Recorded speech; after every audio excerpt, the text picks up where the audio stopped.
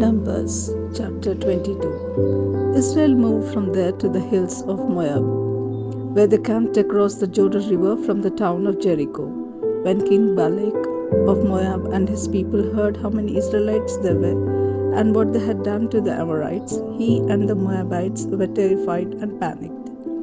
They said to the Midianite leaders, "That bunch of Israelites will wipe out everything in sight, like a bull eating grass in a field." So King Balak sent a message to Balaam son of Beor, who lived among his relatives in the town of Pethro, near the Euphrates River. It said, "I need your help. A huge group of people has come here from Egypt and settled near my territory. They are too powerful for us to defeat, so would you come and place a curse on them? Maybe then we can run them off. I know that everyone you bless will be successful, but anyone you curse will fail." The leaders of Moab and Midianite left and took along money to pay Balaam for his work. When they got to his house, they gave him Balak's message. "Spend the night here," Balaam replied, "and tomorrow I will tell you the Lord's answer." So the officials stayed at his house. During the night, God asked Balaam, "Who are these people at your house?" "They are messengers from King Balak of Moab." Balaam answered, "He sent them to ask me to go to Moab and place a curse on the people who have come there from Egypt. They have settled everywhere around him, and he wants to run them off." But God replied, "Don't go with Balak's messengers. I have blessed them, those people who have come from Egypt, so don't curse them." The next morning, Balaam said to Balak's officials, "Go on back home. The Lord says I cannot go with you." The officials left and told Balak that Balaam refused to come. Then Balak sent a larger group of officials who were even more important than the first ones. They went to Balaam and told him that Balak had said, "Balaam, if you come to Moab, I'll pay you very well and do whatever you ask. Just come and place a curse on these people."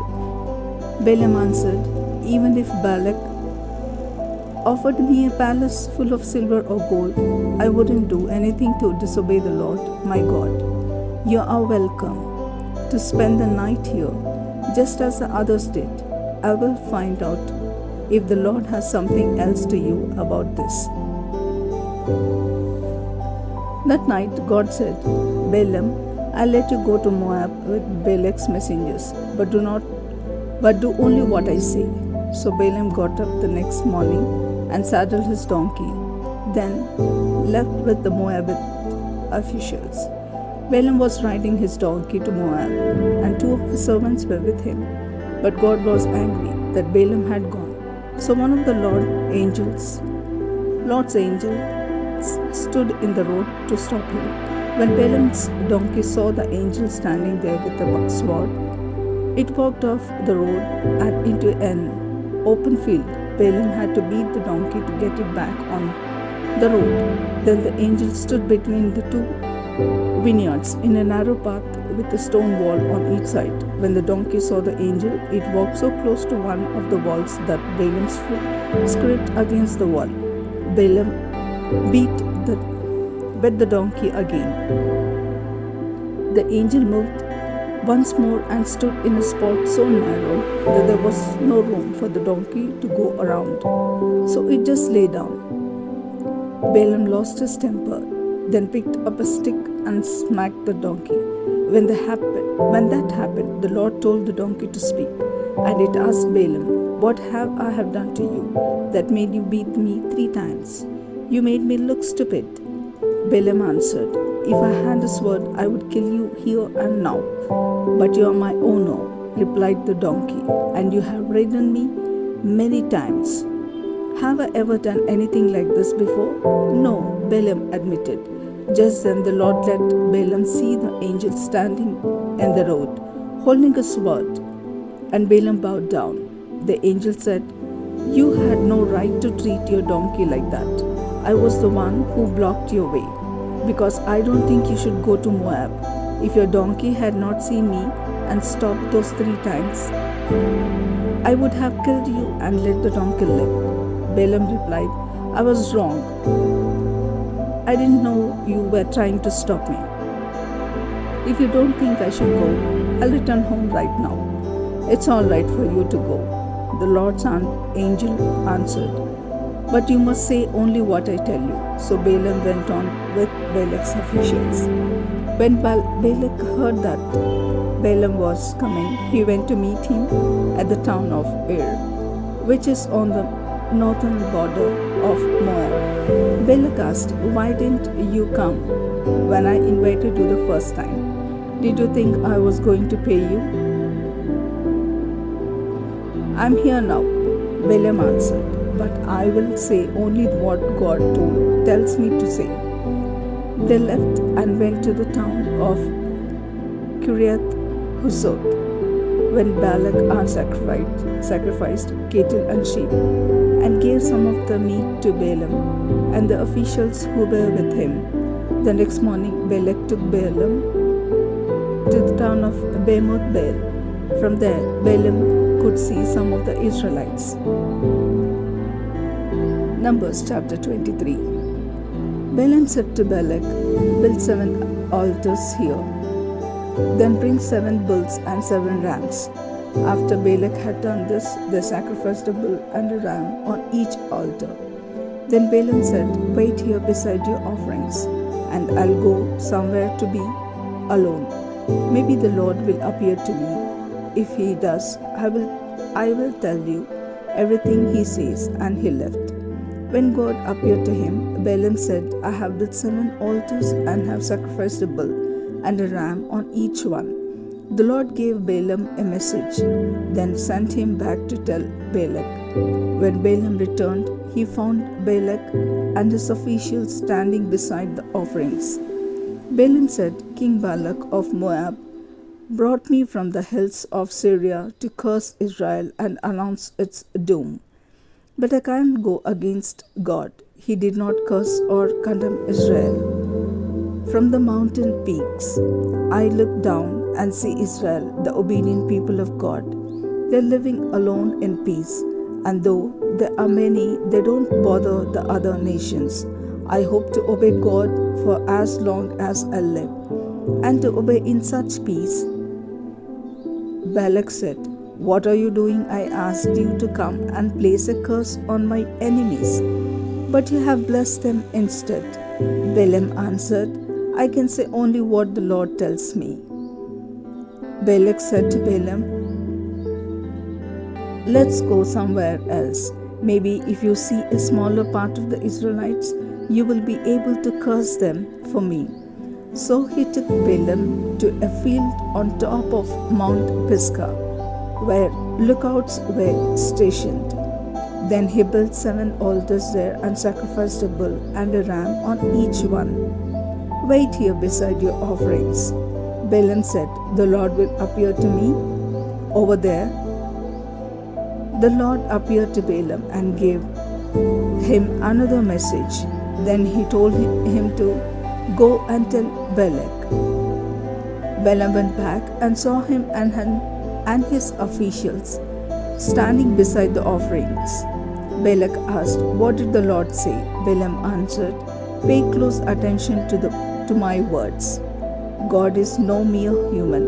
He don't tell lies or change his mind. God always keeps his promises. My command from God was to bless these people, and there's nothing I can do to change what he has done. Israel's king is the Lord God. He lives there with them and intends them no harm. With the strength of a wild ox, God led Israel out of Egypt. No magic charms can work against them. Just look what God has done for his people. They are like angry lions, ready to attack, and they won't rest until their victim is gobbled down. Balak shouted, if you are not going to curse Israel, then at least don't bless them. I have already told you, Balaam answered. I will say only what the Lord tells me. Balak said to Balaam, come on, let's try another place. Maybe God will let you curse Israel from there. So he took Balaam on Mount Peor, overlooking the desert north of the Dead Sea. Balaam said, "Build 7 altars here. Then bring me 7 bulls and 7 rams." After Balak had done what Balaam asked, he sacrificed a bull and a ram on each altar.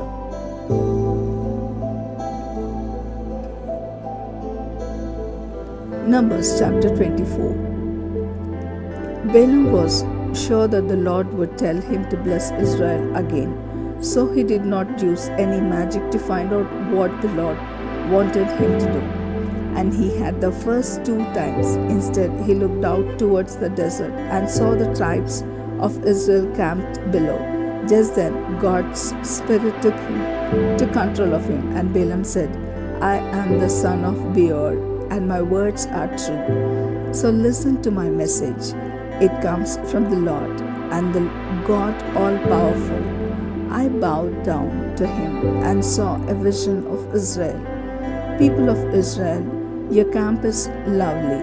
It's like a grove of palm trees or a garden beside a river. You are like tall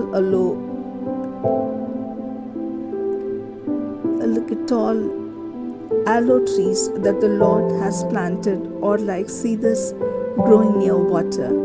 You and your descendants will prosper, like an orchard beside its stream.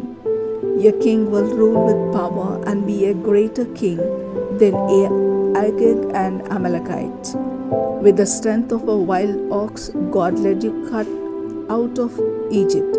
You will defeat your enemies, shooting them with arrows and crushing their bones. Like a lion, you lie down, resting after an attack. Who would dare disturb you? Anyone who blesses you will be blessed. Anyone who curses you will be cursed." When Balak heard this, he was so furious that he pounded his fist against his hand and said, "I called you here to place a curse on my enemies, and you have blessed them 3 times. Leave now and go home. I told you I would pay you well, but since the Lord didn't let you do what I asked, you won't be paid." Balaam answered, "I told your messengers that even if you offered me a palace full of silver or gold, I will still obey the Lord." And I explained that I would say only what he told me. So I am going back home, but I am leaving you with a warning about what the Israelites would someday do to your nations. Balaam said, "I am the son of Beor, and my words are true. So listen to my message. My knowledge comes from God Most High, the Lord all-powerful." I bowed down to him and saw a vision of Israel. What I saw in my vision hasn't happened yet, but someday a king of Israel will appear like a star. He will wipe out you, Moabites, and destroy those tribes who live in the desert. Israel will conquer Edom and capture the land of that enemy nation. The king of Israel will rule and destroy the survivors of every town there. And I saw this vision about the Amalekites. Their nation is now greater, but it will someday disappear forever. And this is what I saw about the Canaanites. They think they are safe living among the rocks, but they will be wiped out.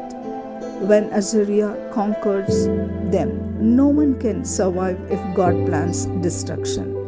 Ships will come from Cyprus, bringing people who will invade the lands of Assyria and Eber. But finally, Cyprus itself will be ruined. After Balaam finished, he started home, and Balak also left.